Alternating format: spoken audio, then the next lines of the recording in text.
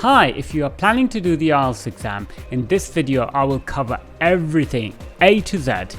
There are timestamps, so if you don't want to watch a bit of the video, you can just skip past it and watch the bit which is most relevant to you.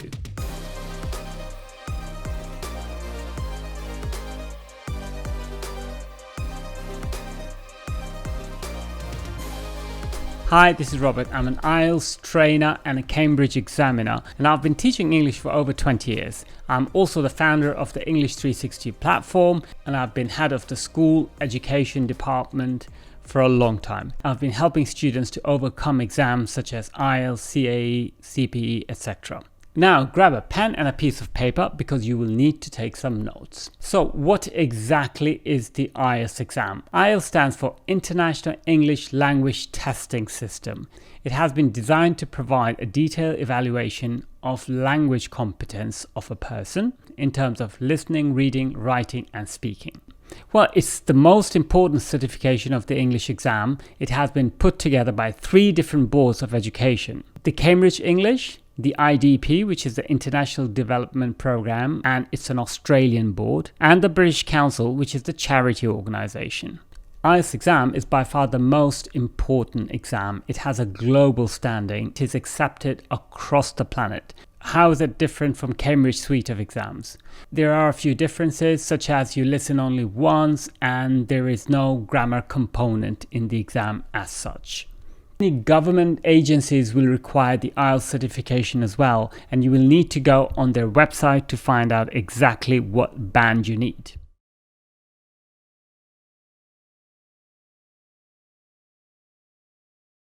So what type of IELTS exams are they? There are mainly 2. There's the IELTS Academic and the IELTS General Training. General training is often requested when you are applying for visa or a job in a particular country. The content of the exam often refers to real-life situations. In general training, you will often see situations such as traveling, eating out, booking, solving issues, etc. Although there are texts and audios taken from university context. For example, lectures. IELTS Academic, as you might have guessed, is mainly focused on the world of academia, so university, postgraduate, etc. It's taken by students who are applying for a graduation course abroad or a postgraduate or a master's. They will often be provided with the exact band that you need to obtain in the exam. This is very important because you can find out what band they require from you. And we'll talk about the bands in a minute. What age is it appropriate for? Well, IELTS can be done at any age. I would suggest from 16 up to 60 or even 70. It just depends on your needs. How long does the examination last? Well, the total length of time the examination lasts is about 2 hours 45 minutes. You have 4 different papers. Listening, which is around 30 minutes. Reading lasts for an hour. Writing lasts for another hour. And speaking, which is around 15 minutes. The important thing to understand and to remember is that once you have achieved your IELTS certification and you can boldly show it to everyone else, it only lasts 2 years. The IELTS certificate that you have will expire, will no longer be valid. You'll have to do it all over again. So make sure you time it right. If you need it in about a year's time, you can do it now. You can do it in 6 months. But if you need it in 3 years' time, don't do it just yet. Be within that 2-year time frame.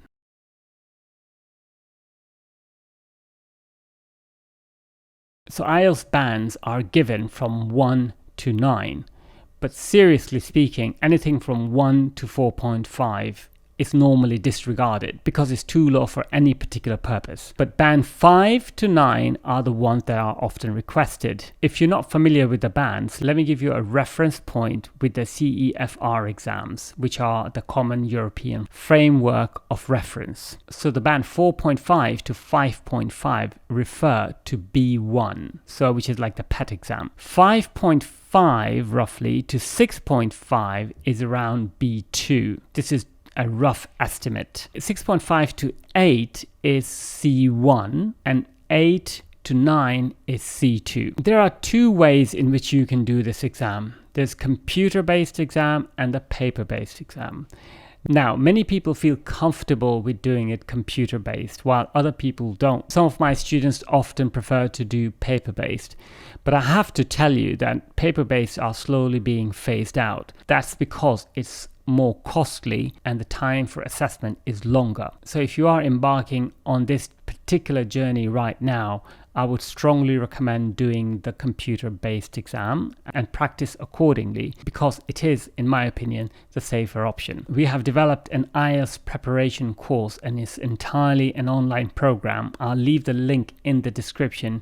Go ahead and try it out. There's a 7-day money-back guarantee. So if you're not happy with it, we'll refund the money, no questions asked. Go ahead and try it and let me know in the comments how it feels. If you have any questions, I'll personally reply to those. So let's talk about different parts of the exam.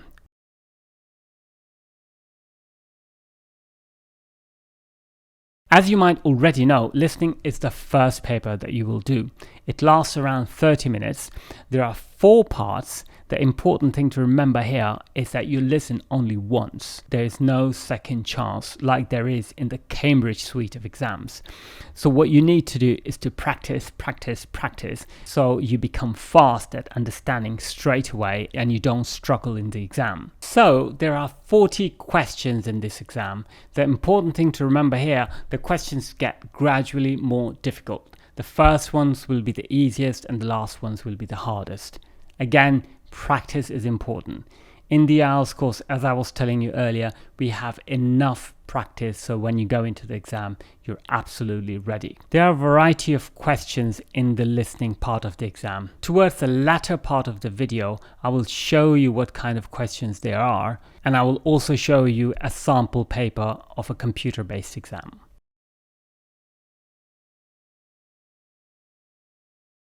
Now, the reading paper is 1 hour long. Unlike the listening part of the exam, in the reading part, there are only 3 sections. The first section is the easiest, the second section is a bit harder, and the third section is the hardest. One important thing to remember here, that is the content of the reading paper changes according to the exam you're doing. Academic reading paper will contain material which is more commonly found in the university type environment, like research papers. While in a general training reading exam, you will find common text like adverts, like notices, etc. Again, if you practice long enough, it becomes much easier to deal with this kind of paper. Later on in this video, I'll show you the different types of questions present in this paper, and I'll show you a sample paper from the official exam site.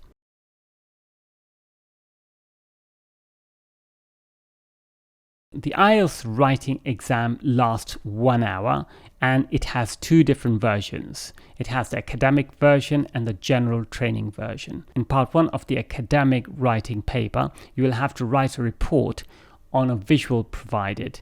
And part 2, or task 2 they often call it, you'll have to write an essay.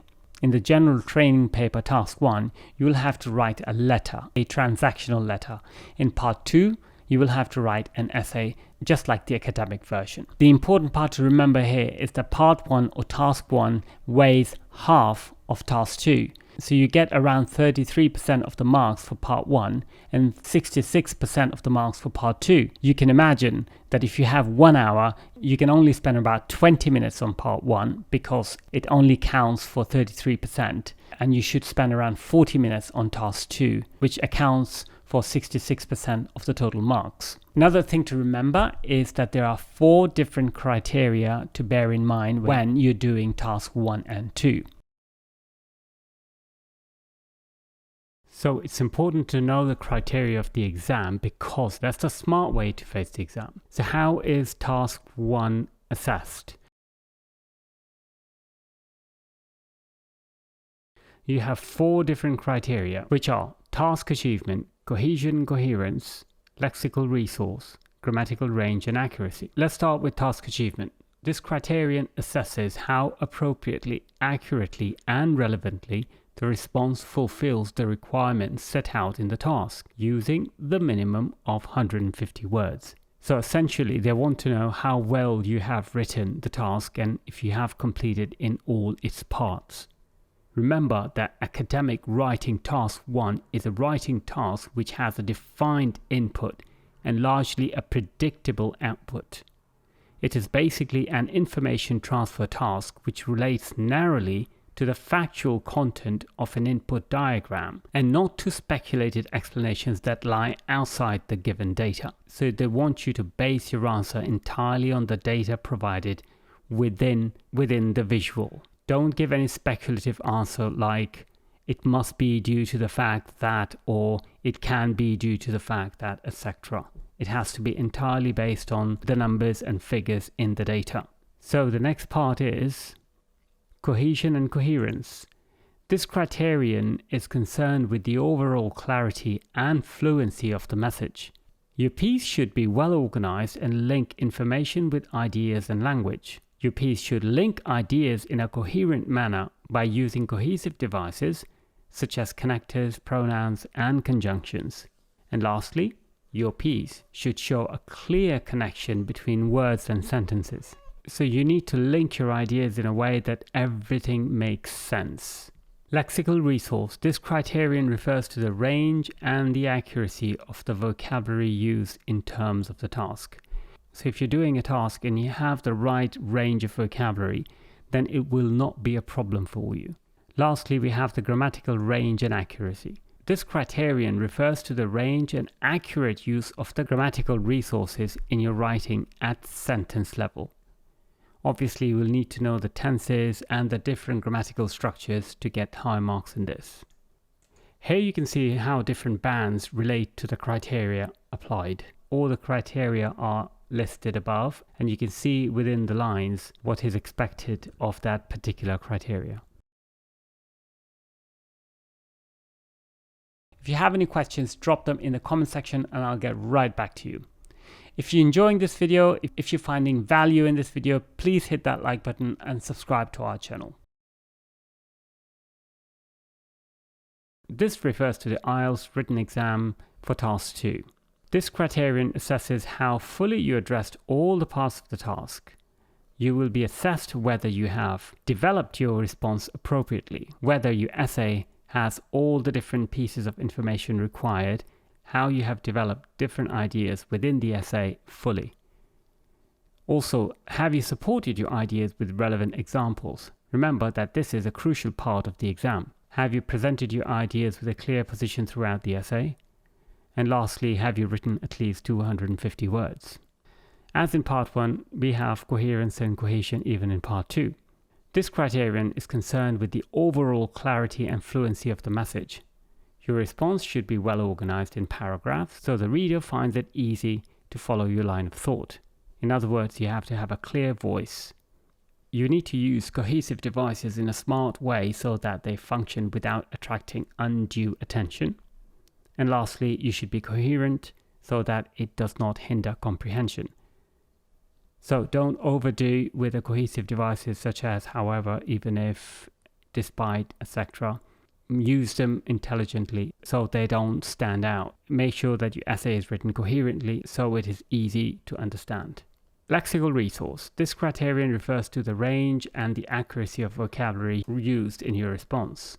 Your piece should utilize the appropriate vocabulary to convey the meaning, show a good degree of control of the words used, so you should be using the right words in the right context, and you should avoid repetition of key words. Grammatical range and accuracy. This criterion refers to the range and accurate use of grammatical resource both at the global and sentence level. Your writing should show a wide range of structures which help you develop your ideas effectively. There should be an accurate use of grammar which does not impede comprehension. So knowing these criteria is absolutely essential because your pieces of writing will be assessed according to these.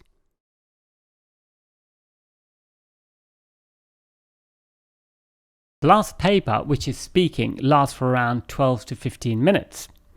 There are 3 parts. You're on your own with the examiner. There is no one else in the room. Part 1 is general questions. Part 2 is a monologue. And part 3 are more questions which are detailed. Here, again, you need to bear in mind the criteria of evaluation, just like you did in the writing exam. Once again, it's important to know the criteria of the exam if you want success. So here are the 4 criteria for the speaking exam: fluency and coherence, lexical resource, grammatical range and accuracy, and pronunciation. So fluency and coherence assess how well a candidate is able to speak in a fluent manner. It also takes into consideration the strain it might put on a native speaker in terms of comprehension. Coherence, on the other hand, refers to the use of cohesive devices to fully develop a topic, as well as how the ideas are linked together to form a coherent speech. Lexical resource. This criterion is concerned with the use of vocabulary items in terms of precision and flexibility.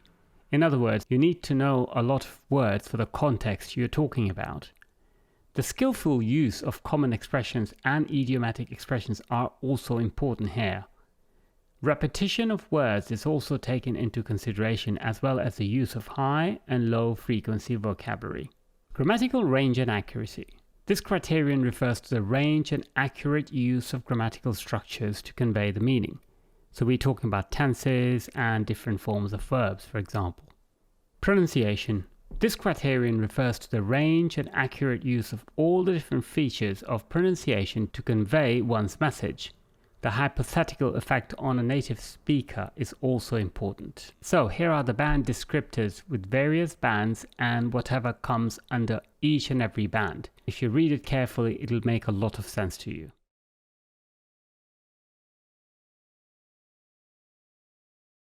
So let's look at how some of the scores convert into band in the listening and reading paper. As you know, there are 40 questions and they go increasingly more difficult. If you get 18 out of 22 correct in the listening or the reading paper, you will get a band 5.5, which is roughly B2. If you get 23 to 25, you'll get band 6, still B2.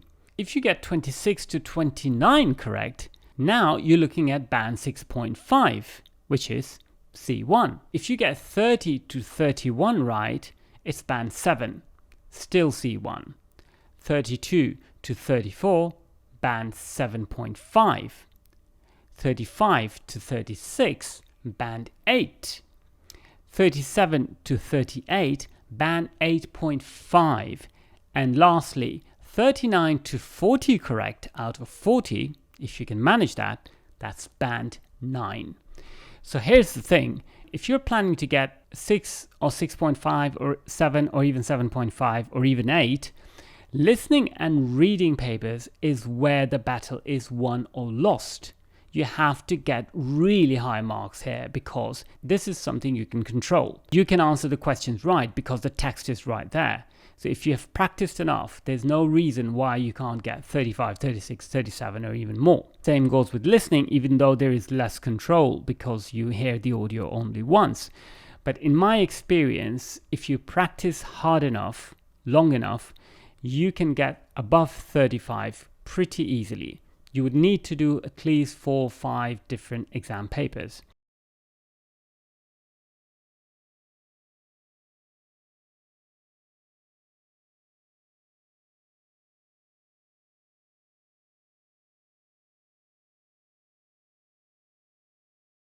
And in our online IELTS preparation course, we have a lot of listening and reading practice. You've got to see it to believe it. So do give it a try.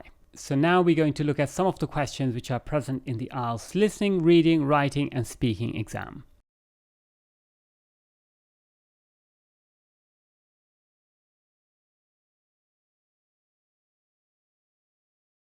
Right, here we are. We're going to have a look at the various tasks in the IELTS exam. You're looking at the IELTS training course, and as you go through the first section, you will see the listening modules. Initially, you will see some foundation units which work on basic listening skills. So let's start. In this foundation unit, you learn spelling and how to recognize different letters in English. This is an important unit because oftentimes students lose precious marks in the listening paper part 1 because of spelling problems. If you think you have a problem with spelling, you have to do this unit. Let's go to unit 2. This unit deals with months, days and dates. Once again, this is a foundation unit and we work on recognizing the pronunciation of important months, days and dates. Let's move on to number 3. This is another foundation unit. It deals with numbers, figures, which again is a crucial part throughout the listening paper. Numbers like 13 and 30 often get mixed up. Some students have issues with longer numbers, some with decimals and fractions. This lesson deals with all that. Let's move on to Unit 4. Once again, this is a foundation unit where you will learn to recognize time. There are different ways of telling the time and different expressions, and these units deal with all that. Let's move on to Unit 5. Here you have directions. In the listening paper of the IELTS exam, sometimes you'll be given directions and you'll have to write these down. This particular unit deals with that. Let's go to Unit 6. Now we're in the proper listening training part. In this unit, the importance of context is highlighted. Whenever you listen to someone talking about something, you immediately dial into their context. You will first want to figure out what field of life they're discussing. Is it personal life, shopping, holidays, etc.? This is an important aspect of the exam because if you can understand the general context, answering questions becomes a lot easier. So in this particular part, you have questions and you need to talk about different contexts. Just hit the play button and then you can listen to the conversation and decide what context it is. Let's move on to Unit 7. This lesson deals with multiple choice questions. There are different types of these. Some focus on the detailed meaning while others on smaller details like time and dates. Let's have a look at the first one. So this one asks you to complete the sentence. Here you need to choose 2 different options out of 5. Here you've got 3 options. Whenever you choose an option, if your question is not right, you will get a prompt to try again. And if you still don't understand, at the end, you have audio script that you can read in order to check your answers.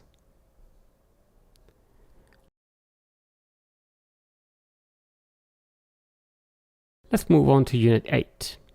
Here you will see more multiple choice questions, but the difference is that you can choose more than one correct answer, which makes it a bit more challenging. In the IELTS exams, therefore, you have multiple choice with one possible correct answer or with multiple possible correct answers. You have to make sure you know which one is which. Let's go to Unit 9. In this part of the exam, you practice labeling when you listen to a lecture and complete a given diagram. Remember that both academic and general training versions of the IELTS exam contain activities with lectures, so it's a good idea to get accustomed to them. Let's go to Unit 10. For the first time, you will be doing activities here where you need to fill in 1 to 3 words. Oftentimes in the exam, you will get a gap fill exercise and you will need to fill in the gaps with a set number of words. Make sure you don't violate that rule. Make sure you understand the number of words you can use. Let's go to the last unit. Once again, this is a gap fill exercise where you listen and complete the gaps. Right, so this is the end of the listening unit. Let's move on to the reading part. So the academic reading. When it comes to reading, true, false, not given is a big part of the exam. It is also where students traditionally lose a lot of important points. So practicing this thoroughly makes sure that you are up to the level. Here you have a sentence and you have to decide whether it is true, false, or not given, which means it hasn't been mentioned in the text. So you read the text on the left hand side. You can expand this and then decide whether this is true or false or not given. Unit 2 deals with a multiple choice questions, but here you can choose one or more than one answer. Here you need to choose the right answer.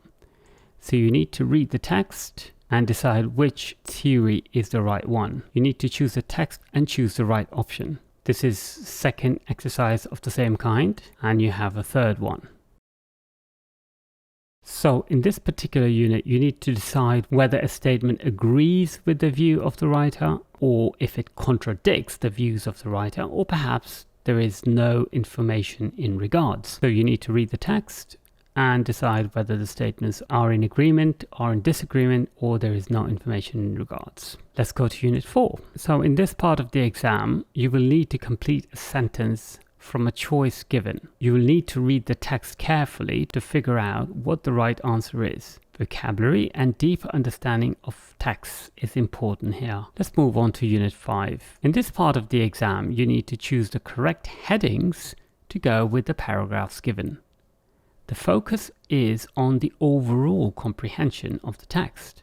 So for instance, you have to choose the right heading for paragraph A. Let's go on to lesson 6. This is a completely different unit. You have an incomplete text and you have words that you need to use to complete it. You need to read the text and figure out which word fits in the gap. For instance, question number 1, you need to choose one of the words and then hit the submit button. If it's wrong, you'll be asked to try again. Let's move on to Unit 7. Here you will read a text and complete single sentences with the most appropriate word in the text. In all probabilities, you will need to change the form of the word given. Here you have the text.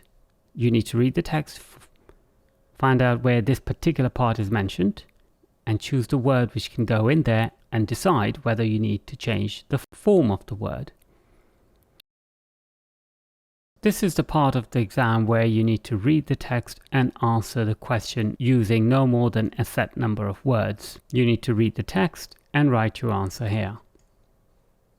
This is the part of the course dedicated to academic writing. This is similar to the other part that we have talked about where you need to complete processes, graphs, etc. While in task 2, you will need to write an essay. In the general training version of the exam, you will need to write a transactional letter in a formal or informal format, while task 2 is very similar to the academic version. Here we have extra resources. In this particular course, we give detailed instructions as to how to write task 1. There are all different tips over here and there are some sample answers. There's a detailed plan as to how to use your time more efficiently, and there is an extended unit on the kind of language you can use to ensure that your task gets high marks.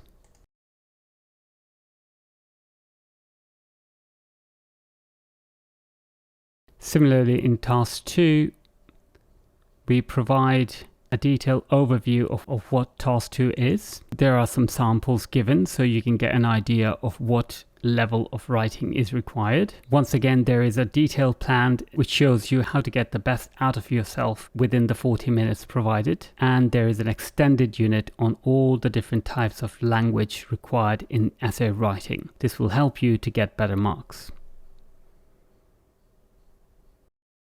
Let's move on to the last part, which is the IELTS speaking. In part 1, the examiner will ask you general questions about yourself, your past, your studies, your future, etc.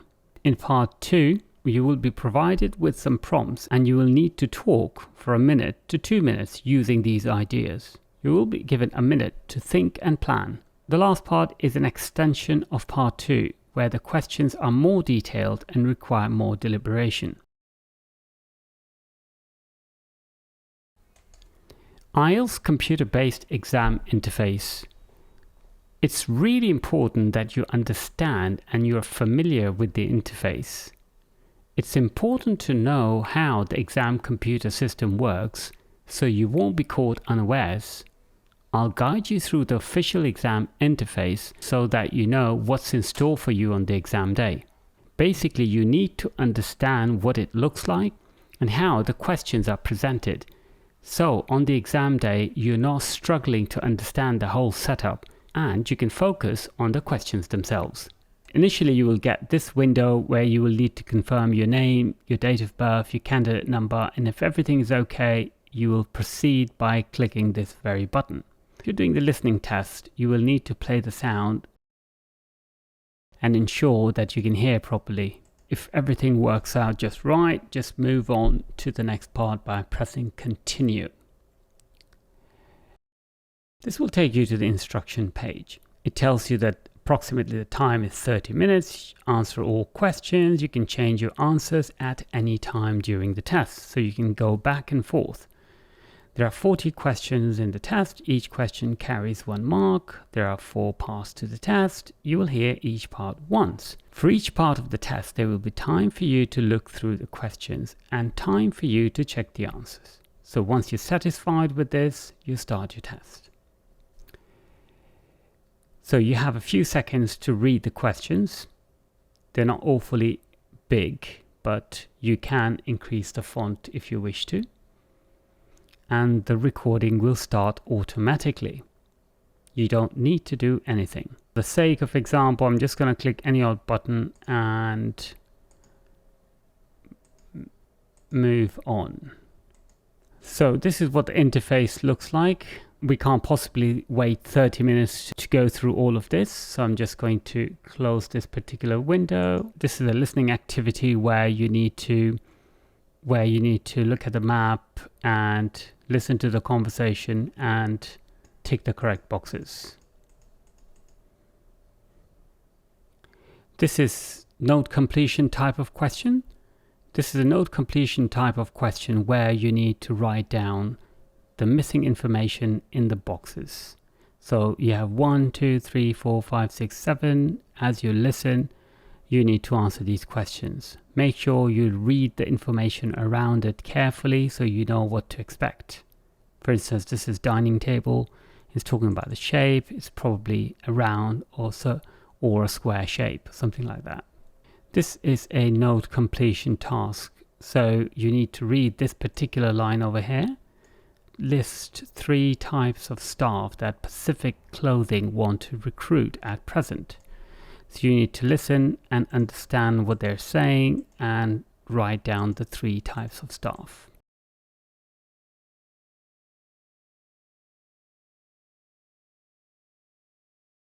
This is the reading specimen. You don't have any volume window, obviously. Otherwise, it's all the same. You have a text on the left-hand side and you need to choose one of the answers. Just click on these sentences. Just click on these bars. They open up the sentences and just click on these and choose the right answer. This particular one is where you can choose more than one correct answer. You can see them because they are squares instead of round buttons. Here you just need to choose 2, so you can only click on 2 of the buttons at the same time. This is the dreaded true, false, not given text. You have the text on the left and true, false, or not given on the right. Essentially, it's multiple choice, isn't it?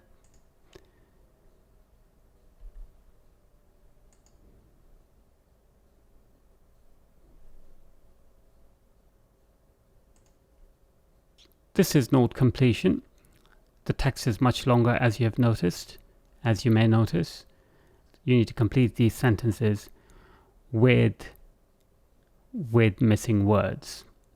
Here is the headings part of the exam. You need to choose the correct heading and literally drag them into place. If you're not happy with that, drag it back and try something else. Just do that. I'm just doing it randomly. Oh, come on. There we go. And just hit the forward button.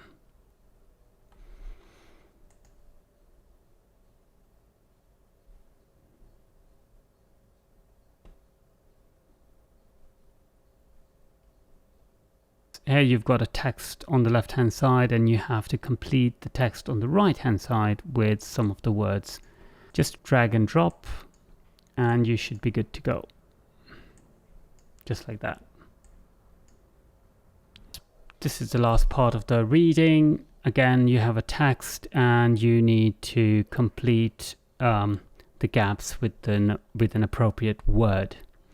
Tells you no more than 2 words, so don't go beyond 2 words, because otherwise it will be a mistake. This is the writing part. As you can see, the window is exactly the same. The interface is exactly the same. Same thing over here. Just read the information. Make sure you are familiar with the information. important part to remember here is that it tells you that there are 2 parts in the test. Part 2 contributes twice as much to part 1, and the test clock will show you when there are 10 minutes and 5 minutes remaining. So here you have a graph. Here you have a table or a graph or whatever visual they give you, and here you need to write the words. For example, this is my test. As you can see, there are 4 words at the bottom, so once you're done, it will tell you how many words you've written. This is part 2. You get a question on the left, and you have to write your answer on the right. Here's my answer. You won't get any mistakes highlighted. If you make a mistake, it won't tell you that it is a mistake. You just have to read it yourself and make sure that you proof check your writing. So that's pretty much it, guys. Remember, it's important to understand the format of the course. It's important to get accustomed to the way the interface works. So when you go into the exams, you're not thrown by the unfamiliar format and unfamiliar windows or what have you. It's important to practice as well. So use that online IELTS course to help you get better marks. Right. I have to talk about 2 success stories because I think they will explain to you exactly how some people can overcome their difficulties and achieve the results that they want to achieve. In life, it's all about hard work. You know, talent is important, but hard work is really, really important. So today I'm going to talk about our custom plans and how they have worked for a couple of students, completely different among themselves, how they enabled them to achieve better results than they expected. So much so that even I was surprised. So how do our custom plans work? Well, once you have finished the online course, you're in good condition to face the IELTS exam. Our IELTS exam preparation course is complete. It's comprehensive. It contains all the possible elements which may make it hard for students to pass the exam. So we've covered everything. So once you go into the exam, you are pretty much all set. But that's not it. As a second stage, we offer our students exam conditioning. Exam conditioning is getting students to get ready for the exams by doing past exam papers, preferably under exam conditions. We offer them support through our speaking and writing assessment by providing them useful feedback, comments, and band of reference. So what happens is that gradually our students take those small steps and get to that higher level of training which is required for the IELTS examination. Let me tell you success stories of 2 of our recent students. Right, so Federica came to us with a very short time period. Her initial level was around 5.5 and she signed up for a 2-month course. So we made out a plan for her and we helped her get started. She had the IELTS preparation course, of course. She had 8 face-to-face 1-hour lessons. After these 2 stages, she went on to doing the reading and listening practice via exam papers. And gradually her score just went up and up and up, and she was getting 36, 37 out of 40 consistently. And then as for speaking practice, we did a lot of YouTube lives, which I normally do. So subscribe to our YouTube channel if you want to be part of our lives. And we added her to our IELTS group, which is normally a very dynamic group. A lot of students are part of this group, and as they pass the exam, they move on. And lastly, she sent a lot of writing assignments for us to correct, and we gave her band of reference and comments and tips for improvements.